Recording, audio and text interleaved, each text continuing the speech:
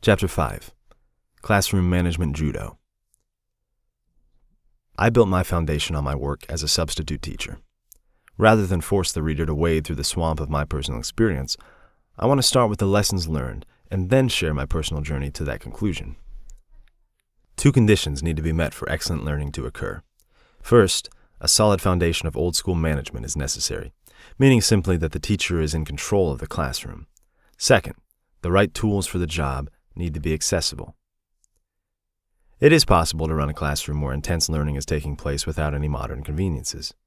It's not possible to run a classroom where all modern tools are available, but no effective classroom management is in place. That's right. Without effective classroom management, it's all for naught. When the teacher combines effective management with effective tools, a synergistic outcome is possible. All the important lessons of management are taught and learned during the opening minutes of class. The idea of working as a substitute teacher is not appealing to many teachers in training. In reality, it's about paying dues and honing your chops.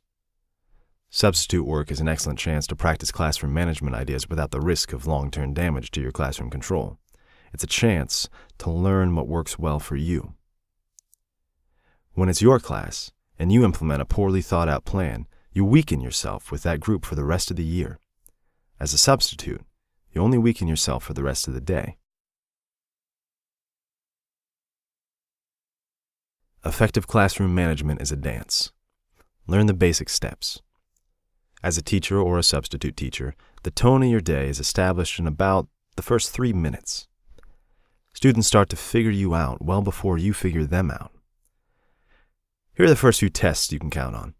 Your students want to know what happens when they interrupt you. Be careful, this test is almost invisible. The test of disrespect will arrive in the cloak of a personal need. A student asks, "Can I go to the bathroom?" A student says, "I need to sharpen my pencil," then the kid just gets up to do it. A student exclaims, "Our teacher doesn't do it that way." A student gets up, walks to another seat. A student sits in the wrong seat, but you can't know because the teacher does not have a visible seating chart. A student blurts out a directive for a fellow student to stop doing something. In extreme cases, an inappropriate word or phrase is uttered at an almost inaudible volume, and you're not sure if you heard what you thought you just heard. All these tricks can easily be pulled in less than 3 minutes. Make no mistake, you cannot escape the reality that you're being tested or that your reaction will send a message. You cannot do anything other than send a message about what you will allow and not allow. Be thoughtful about that message. Your response must be as deceptively clever as their test of you. Any disruptions that arrive as a declaration of personal need are a trap, but you can outsmart the student. You do this by a measured response on your terms and in a manner they will not expect from you. "I need to go to the bathroom." This is delivered as an interruption during your introduction. Do not cede control of the discussion by breaking your stride, or you will clearly send the message that it's okay to interrupt you at any time and there's no cost to them for doing so. It's a trap.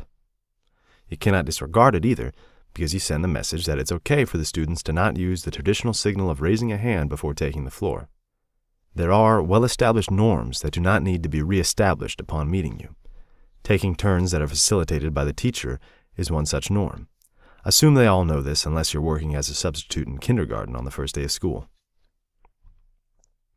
So, if you cannot allow the interruption, and you cannot disregard the interruption, what can you do that sends the right message? You keep right on talking without breaking your stride, but you begin to walk toward the student who just tested the waters with their safe declaration of personal need. As you use proximity, you're sending some really important messages to the class. 1, you're in control. 2, you're confident. 3, you don't cede the floor when you have it. 4, you have the rest of the class observing the cost for the interruption.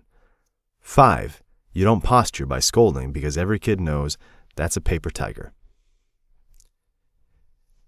You still have to respond to the statement. You finish your flow of thought while you move right in by the person. You politely say, "Excuse me, class, for a moment."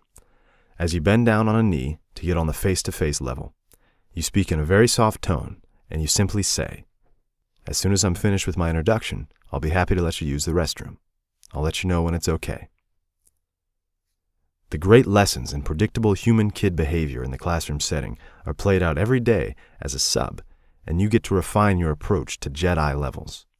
The messages you send are all helpful for setting the right tone for the day. Let's keep enumerating the messages you've just sent. 6.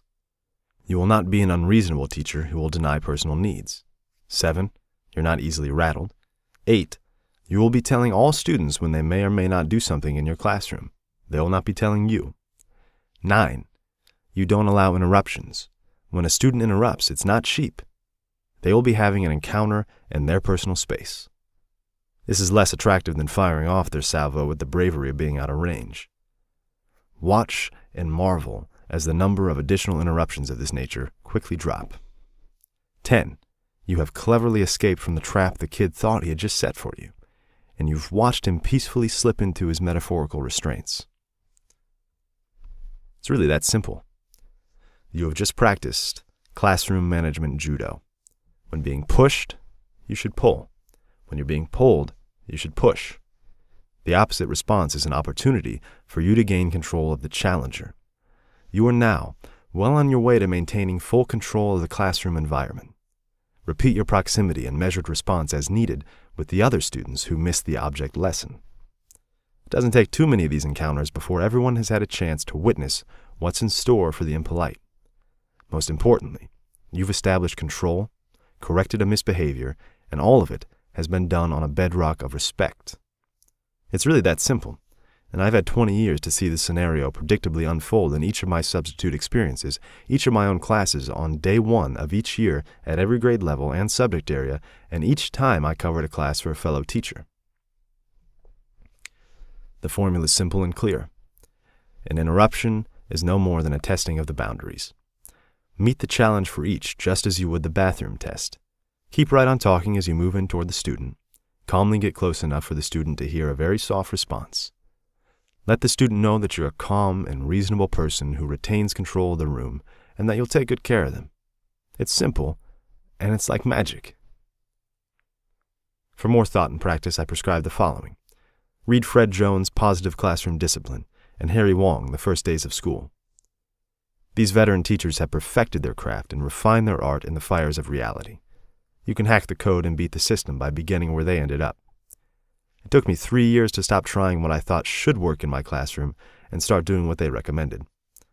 Once I relied on the wisdom of the experiences of others, I started to become the teacher I wanted to be.